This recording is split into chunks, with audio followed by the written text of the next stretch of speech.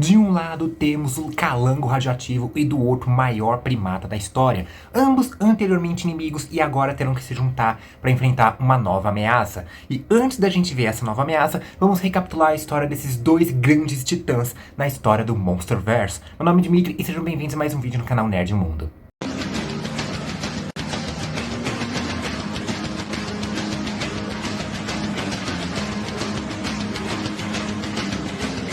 Olá, olá e olá, como vão vocês? Tudo bem? Seguinte, na década de 30 a gente teve a estreia dos cinemas do King Kong, um primata, um gorila gigantesco que acaba sendo tirado da sua ilha e servindo para ser mais uma atração aqui, né? É bem aquela crítica social de como a gente transforma tudo numa espécie de espetáculo, né?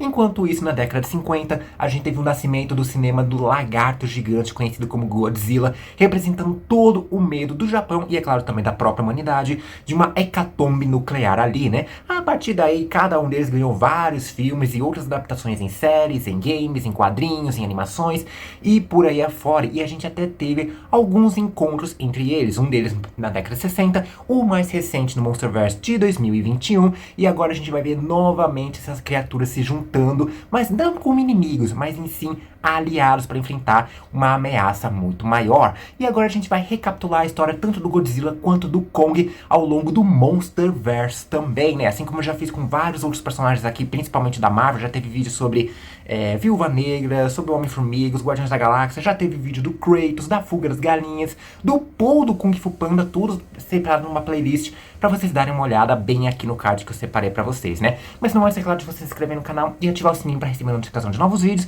e deixe seu like, esteja aí em curtida, chame como vocês bem quiserem. Já fez tudo isso?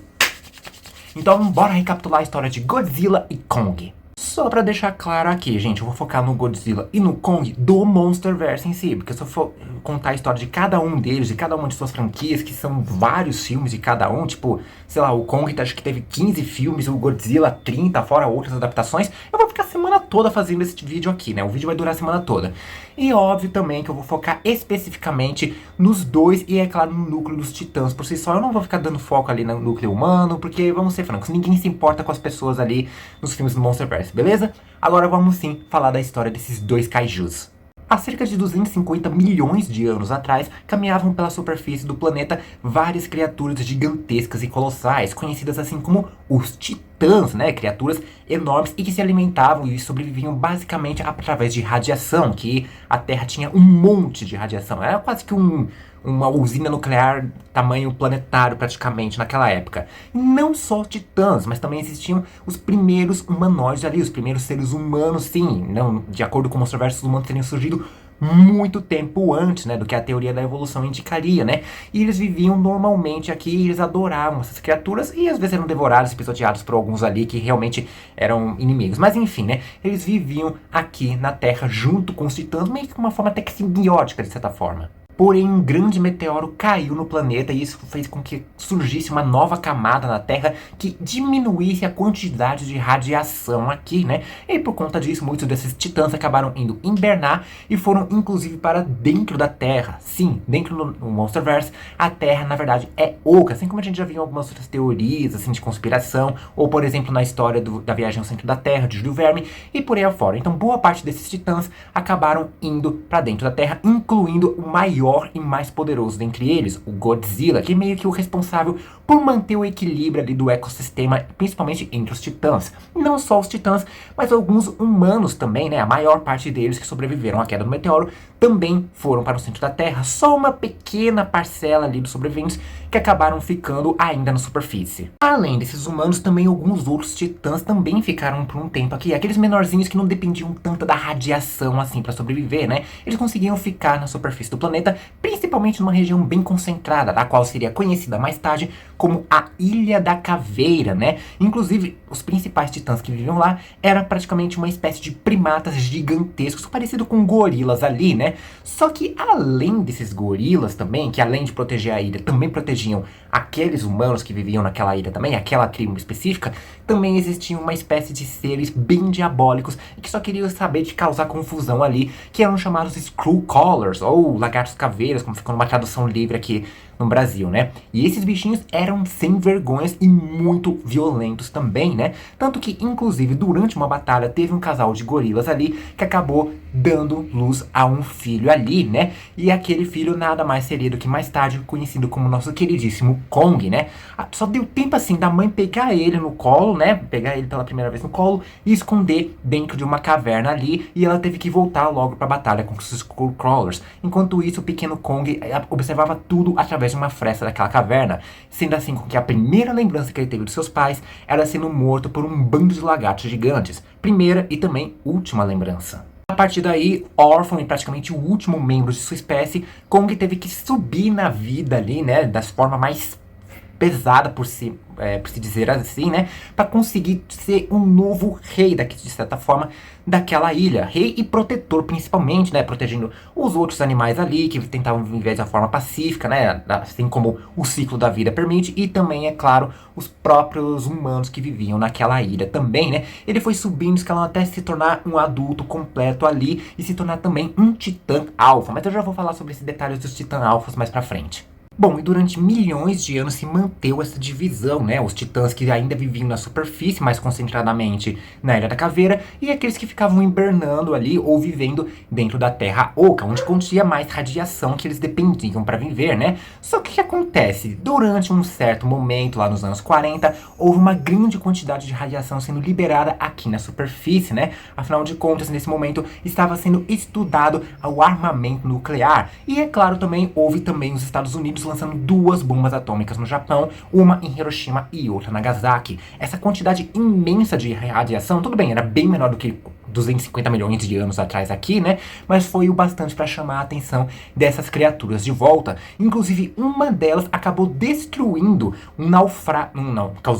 Destruiu um naufrágio, né? Causou um naufrágio de um navio militar, matando toda a tripulação, deixando apenas uma pessoa ali viva. Esse sobrevivente fez questão de mostrar pro mundo, provar pro mundo que tais monstros realmente existiam. E ele tentou procurar alguém que pudesse ajudar ele a provar isso, né? Foi então que ele encontrou uma empresa conhecida como Monarch. De início, a Monarch nem sequer acreditava nessa história de monstros, mas eles estavam interessados em uma pesquisa interessante para provar que existia assim uma coisa chamada Terra Oca, para mostrar que o nosso planeta era oco por dentro, não plano, mas sim esférico e oco por dentro, né? Só que assim, eles encontraram, inclusive, nessas pesquisas, nos primeiros satélites que os Estados Unidos estavam mandando para o espaço, né? Um possível lugar que podia ajudar tanto um quanto o outro, a tão chamada Ilha da Caveira. Só que, é claro, eles precisavam de recursos e também, né, esse tipo de recurso para poderem fazer esse tipo de pesquisa. O governo dos Estados Unidos não ia dar esse tipo de dinheiro para eles, aí então eles tiveram que convencê-los a dizer que tal ilha podia ser uma grande fonte de petróleo e que eles precisavam investigar isso antes dos soviéticos. Lembrando, é claro, que isso se passa durante a década de 70, o auge da Guerra Fria ali entre Estados Unidos e União Soviética, e isso chamou a atenção dos governantes americanos. Então foi lá uma equipe de cientistas, esse sobrevivente aí, alguns militares e também alguns repórteres para poder investigar essa tal Ilha da Caveira. Chegando lá, eles usaram vários tipos de máquinas meio parecidas com bombas ali. Eles conseguiram realmente provar que lá embaixo da ilha era oco. É como se fosse meio que um caminho da Terra para a Terra Oca ali, né? Só que todo esse barulho, toda essa confusão que eles fizeram chamou a atenção indesejada de algumas criaturas. A começar, claro, pelo próprio Kong, que afinal de contas, né, ele é o rei daquela ilha, ele simplesmente vai chegando ali, né, o cara não gostou de ver invasores na sua casa ali, então ele desceu o soco ali, desceu a mão em todos os militares ali, ou pelo menos a maior parte deles ali, destruiu todo o equipamento, todo o transporte que eles tinham ali para poder voltar, né? E é claro, também chamou a atenção de alguns moradores ali embaixo da ilha, os tais Skullcrawlers, principalmente o maior deles, que é o alfa do grupo. Deu um pouquinho de dificuldade, mas o Kong conseguiu lidar com cada um desses Skullcrawlers. Os sobreviventes ali da Ilha da Caveira conseguiram sair e eles perceberam que, sim, existiam tais criaturas, existiam sim os titãs, mas no caso do Kong ele não era uma ameaça, até porque, primeiro, ele estava querendo apenas ficar na ilha, ele estava protegendo as pessoas que existiam naquela ilha, e afinal de contas ele estava isolado ali, não tem como ele ir para outros lugares ali também. Porém, eles acabaram encontrando outros vestígios, a Monarch encontrou outros vestígios e pinturas rupestres que indicavam a existência de muitos outros titãs, alguns tão maiores e talvez tão cruéis que podiam ser até assim, verdadeiras ameaças, inclusive o maior de todos eles até aquele momento, o próprio Godzilla. Lembra que eu falei que com essa explosão das bombas atômicas e essas pesquisas de radiação, né, de armas nucleares, chamou a atenção dos titãs? E lembra que eu falei também que o Godzilla meio que era o zelador ali, ele tentava manter a ordem e o equilíbrio do ecossistema? Pois é, quando tais monstros começaram a aparecer novamente na superfície, o Godzilla teve que voltar também para tentar botar ordem na casa ali, né? Só que os humanos começaram a ver um monstro, um lagarto gigantesco com uma baforada atômica como uma ameaça. Então toda aquela questão da corrida armamentista entre Estados Unidos e a União Soviética nada mais passava do que uma fachada. Eles não eram apenas testes nucleares, mas assim tentativas de eliminar principalmente o Godzilla. E nenhum desses testes deu sucesso, né? O bicho é difícil matar aquela criatura lá. Enquanto a monarca ainda estudava os titãs ali, as possibilidades, o que eles podiam fazer, né, quais podiam representar uma ameaça e quais podiam ser aliados ali, né, uma lava gigantesca acabou invadindo uma usina nuclear na China, isso lá por volta dos anos 90 mais ou menos, né, e ela acabou se instalando ali, criou um casulo e começou a absorver a radiação ali por várias décadas, quase 2 décadas ali, absorvendo a radiação tanto da usina como também de toda a área ali da cidade, porque quando ela chegou causou um vazamento nuclear ali, né, toda aquela área virou quase como uma Chernobyl ali, só que com o tempo aquela larva absorveu toda a radiação, se tornando uma área segura para explorar sem precisar de proteção ou equipamento ali, né.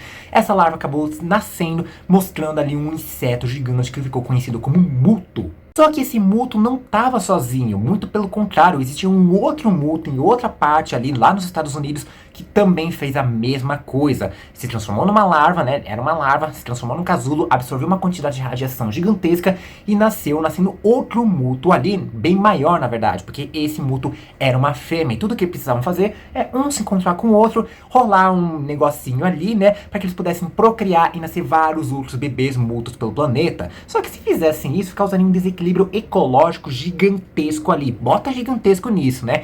E o Godzilla, que como eu falei, é o cara que mantém a ordem na casa, não podia deixar esse tipo de praga se espalhar, então ele foi lá dar uma surra nesses 2 Mutos. Foi difícil, mas o lagartão conseguiu acabar com aqueles 2 insetos e esse ficou conhecido como o dia G, o dia que todo mundo, todo o planeta ficou sabendo sobre a existência dos titãs, né? E assim, enquanto muitos comemoravam a vitória do Godzilla, porque assim que ele derrotou os insetos, ele voltou pro mar ali, seguiu a sua volta, todo mundo percebia que ele não quer nem saber da humanidade ali, ele só é um cara que tenta botar ordem na casa ali, né, então tipo, ele pode ser um aliado, então muita gente comemorou isso, só que muitos começaram a perceber que tais criaturas, tais monstros ali, podiam representar uma grande ameaça e começou a crescer um certo ódio contra eles. Não só ódio, mas principalmente medo ali também, né, fazendo que muitos líderes mundiais começassem a financiar e pesquisar alguma forma de acabar com essas criaturas, só que a monarca estava tentando segurar um pouco as pontas ali, mostrando que, por exemplo, alguns realmente são ameaças,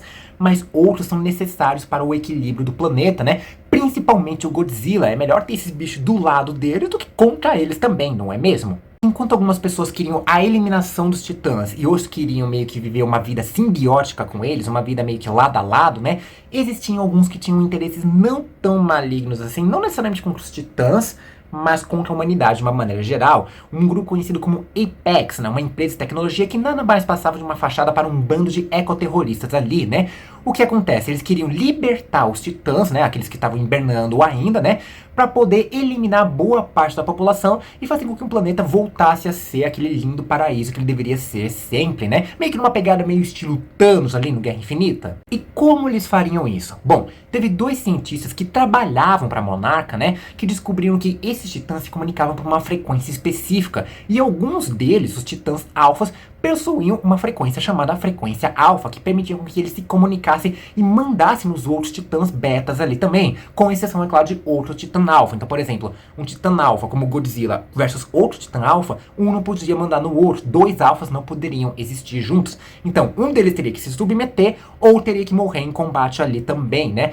E assim o Godzilla se manteve como titã alfa principal durante muito tempo ali, né? E o que acontece? Esses cientistas criaram um projeto conhecido como Projeto Orca, orca, que conseguia emitir uma frequência ali, né, principalmente a frequência alfa, para poder se comunicar com esses titãs, né, principalmente comandar os titãs menores ali, né, numa tentativa de manter uma certa relação com eles. A Apex acabou pegando esse projeto Orca e foi atrás do maior titã que eles tinham conhecimento, que estava em hibernação também, e que podia ser sim um titã alfa. E através desse projeto Orca, eles conseguiram despertar talvez um dos piores titãs que existiam no planeta, Ghidorah, um dragão gigantesco de 3 cabeças. O Godzilla não ficou contente com esse despertar do bichão ali, e os dois começaram a maior briga, jurando vários rounds ali, né, vários momentos de briga diferentes.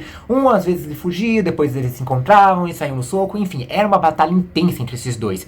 Enquanto isso, a Apex libertava outros titãs, como por exemplo, uma mariposa gigante conhecida como Mothra, e um pterossauro gigantesco conhecido como Rodan, né. O Rodan sinceramente não tem relevância nenhuma, mas a Mothra, uma coisa interessante para se falar, é que na verdade ela era a rainha dos titãs. E não, ela e o Godzilla não tinham nenhum tipo de relacionamento amoroso ali, não. É mais uma coisa simbiótica mesmo, como eu falei, né? Tipo, eles meio que um tem parceria com o outro, praticamente isso, né? E a Mothra até se sacrifica, dando um pouquinho mais de força ali pro Godzilla. Mas enfim, é só isso também que tem que falar. Ela não é tão relevante assim pro resto da história. Enquanto Godzilla e Ghidorah se enfrentavam, os governos mundiais perceberam que era o momento perfeito para matar 2 coelhos com uma cajadada só. Só que no lugar de uma cajadada, eles iam usar uma bomba de oxigênio.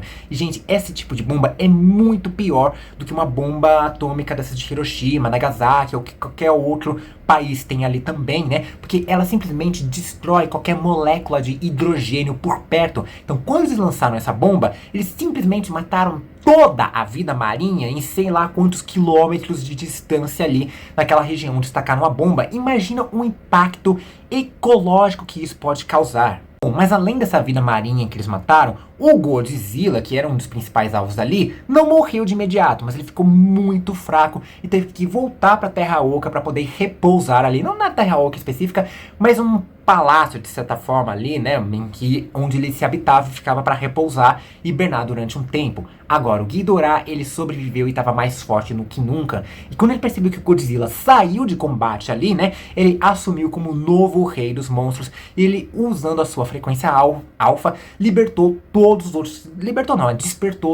outros titãs que a Monarca tinha conhecimento e estavam hibernando. Lembra que a Apex estava querendo usar os titãs para poder destruir boa parte da humanidade ali e fazer com que surgisse um novo ecossistema? Então, Ghidorah tinha outros planos, porque eles não queriam simplesmente reduzir a população. Ele queria destruir tudo que tinha pelo caminho mesmo, tanto faz, dane-se a Terra ali, né? Acontece que Ghidorah não era um titã aqui do planeta. Na verdade, ele era um ser alienígena, um conquistador praticamente. E ele estava ali justamente para poder acabar com o planeta, não tentar colocar equilíbrio ali que nem o Godzilla fazia. Com isso, a Monarch precisou ir atrás do Godzilla para tentar ajudar o bichão, né? Porque eles precisavam do cara, né? Foi então que eles deram para ele uma ogiva nuclear para poder ganhar um belo banquete de radiação ali, que não só deixou o bichão mais forte, como também ele ficou tipo bombadão, ultra mega overpower ali, quase entrando praticamente numa temperatura termonuclear, o tipo que você só chega perto dele, não precisa nem encostar e você já morre derretido ali também, né? Com isso, o Godzilla partiu para mais uma revanche ali contra o Ghidorah e ele conseguiu pulverizar aquele dragão literalmente, não sobrou nada ali do bichão. E assim, Godzilla voltou ao seu posto de rei dos monstros e ele mandou para que cada um dos titãs voltasse ao seu local. A maioria dos titãs concordou com esse novo posto, concordou com o novo rei ali, né? Só que alguns eram bem teimosos, então Godzilla precisou partir pro soco ali com eles, como por exemplo, uma serpente marinha gigante conhecida como Tiamat. O Godzilla precisou dar um tabefe naquela criatura para poder fazer com que ele voltasse a hibernar ali. Só que antes de todos eles hibernarem, meio que a presença de cada um deles ali ajudou no equilíbrio do planeta de certa forma, porque por exemplo, o próprio Tiamat ajudou a trazer de volta ali, né, boa parte daquela vida marinha que foi destruída por conta da bomba de oxigênio. O Scylla, que é outro titã, conseguiu reverter o descongelamento das calotas polares. O Behemoth, que é um titã brasileiro, inclusive, conseguiu trazer de volta, né, reconstruir boa parte da floresta amazônica ali. Ou seja, a gente tá precisando urgentemente desses titãs na vida real, não é mesmo? Porém, no meio de tudo isso, né, e durante esse governo Ghidorah que praticamente causou um desequilíbrio ecológico gigantesco, várias tempestades ao redor do mundo, acabou causando uma grande tempestade que atingiu a Ilha da Caveira e simplesmente dizimou a ilha ali, sobrou quase nada praticamente, né? Principalmente aquela tribo de humanos que ainda viviam na Ilha da Caveira, tipo, os únicos resquícios dos primeiros humanos que existiam aqui na superfície da Terra foi extinta. Então o que a monarca fez? Ela pegou o Kong, que era o rei daquela ilha, né, e levou ele para protegê-lo, né, já pensando em poder levar ele para Terra Oca e dar um novo lar para ele. Mas ele não foi sozinho, eles também conseguiram resgatar uma criança, que foi meio que a última criança daquela tribo ali, que conseguiu sobreviver, e meio que ela e o Kong tinham um certo relacionamento, eles se comunicavam ali, eram amigos ali praticamente, né, eles conseguiam se comunicar por linguagem de sinais. Só que nesse meio tempo, o Godzilla parece que virou no girar e aí acabou simplesmente invadindo vários locais ali, várias cidades, destruindo várias empresas de tecnologia ali, que pertenciam justamente à Apex, inclusive, né? E ninguém sabia o que estava acontecendo, porque, tipo, antes do Godzilla agia para caçar titãs ali, que podiam representar algum tipo de ameaça para o equilíbrio do planeta, e agora ele estava simplesmente atacando pessoas aleatórias, bases de tecnologia aleatórias ali também, né? E sabendo disso, né, então a Monarch pensou que era muito rápido ali que eles precisavam botar em prática aquele plano de levar o Kong para a Terra Oca. Conseguiram levar o Kong, né? O gorilão chegou na Terra Oca ali, beleza. Ele conseguiu encontrar vestígios de civilizações antigas, tanto humanos quanto, é claro, também, principalmente da sua própria espécie ali também, e de outras espécies também, como a própria espécie do Godzilla também, né? Só que o que acontece? Nessa viagem, teve também um grupo de agentes da Apex que foi lá apenas procurando uma nova fonte de energia. Mas para que essa fonte de energia? Bom, durante uma das brigas entre o Godzilla e o Ghidorah, meio que o lagartão arrancou uma das cabeças do dragão e a Apex conseguiu pegar uma dessas cabeças, né? Recuperou essa cabeça.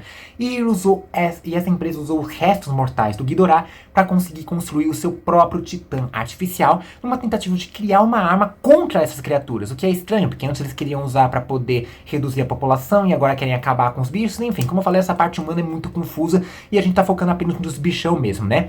E sempre que eles testavam essa criatura, faziam um teste para ver se estava funcionando a máquina, eles acabavam ativando uma frequência alfa que chamava a atenção do Godzilla. Então todas as empresas de tecnologia que o Godzilla invadia não eram aleatórios, é porque ele localizava essa frequência alfa que era parecida com a do Ghidorah ali, né? Como se ele estivesse detectando a presença daquele dragão de volta, e o Godzilla estava lá justamente para impedir o retorno desse bichão, né? Só que, infelizmente, não deu tão certo assim, né? A Apex conseguiu construir aquele monstro que também teve a sua própria frequência alfa, e nascia assim o Mechagodzilla. Só que o que acontece, né? O Mechagodzilla, como eu falei, ele era feito a partir dos restos mortais do Ghidorah, né? E ele tinha uns controles mentais, então a pessoa meio que vestia ali um capacetinho bonitinho, tipo o cérebro lá dos X-Men, né? Pra poder comandar o bicho mentalmente. Só que o que acontece? O Ghidorah, ele conseguiu recuperar sua consciência. Então a consciência do Ghidorah começou a tomar conta do bichão. É tipo, sei lá, o Mechagodzilla virou um Ghidorah reencarnado ali e com o maior poder de fogo possível para lidar contra o Godzilla. E a partir daí o Kong teve que se juntar na luta também, porque afinal de contas antes eles estavam brigando um contra o outro, só que agora o lagartão e o mamaco ali teriam que se juntar para poder vencer esse Mechagodzilla, e eles conseguiram. E depois ali que eles perceberam que um podia ajudar o outro, um ajudou o outro ali, eles decidiram abrir um tratado ali de não agressão. O que acontece? O Godzilla voltou pro mar, voltou para hibernar, tentar só voltar apenas quando realmente surgisse algum tipo de problema ecológico ali que ele precisava organizar o equilíbrio da Terra ali, e o Kong foi morar sozinho ali, né? Sozinho não, né? Ele foi morar lá na Terra Oca, né? Achou a sua nova casa. Assim, um podia viver longe do outro, sem treta, sem briga, sem nada ali. Só que assim, nesse meio tempo, um dos titãs, conhecido como Scylla, começou a invadir várias empresas ali, principalmente usinas nucleares, destruiu boa parte das cidades ali, né, e absorveu a radiação ali. O porquê da Scylla tá fazendo isso, ninguém sabe direito, né. A aposta mais provável é que, na verdade, assim como os Mutos anteriormente, talvez ela estivesse prestes a parir também, né, reproduzir ali, nascer vários bebês Scyllas ali para o resto do mundo.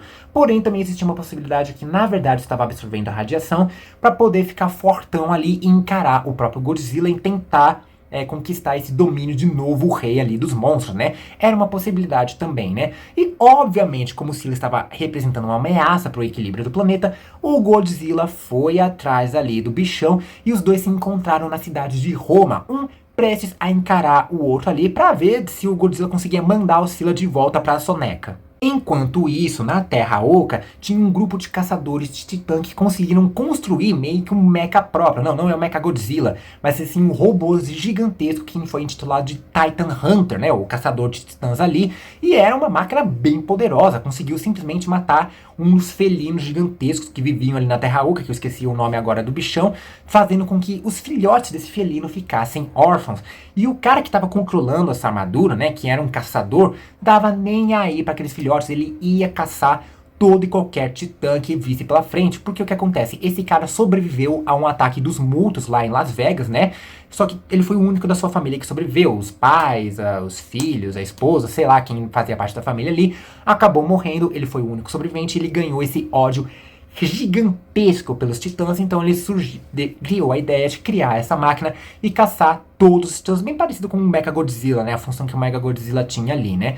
Só que o que acontece, né, o Kong percebeu essa ameaça, saiu pra cima daquele caçador e destruiu a armadura do cara. E o próprio caçador, bom, ele teve que se ver depois com os filhotes que acabaram ficando órfãos porque o cara matou os pais dos bichãos ali, né. Com isso a gente pode ver que o Kong ele não apenas encontrou um novo lar, mas ele também se tornou um novo protetor daquele lugar também. Tudo bem, ele saía no soco às vezes com alguns titãs ali, ele às vezes devorava outros ali, porque afinal de contas são animais, são seres selvagens ali que precisam sobreviver ali também, é normal, faz parte da natureza, né? Só que, eventualmente, Kong vai descobrir que ele não é o único primata daquele lugar. Especialmente existem outros parecidos com ele, mas que são governados por um outro titã primata alfa. Só que bem mais sádico e bem mais violento do que qualquer outro que o Kong já conheceu, né?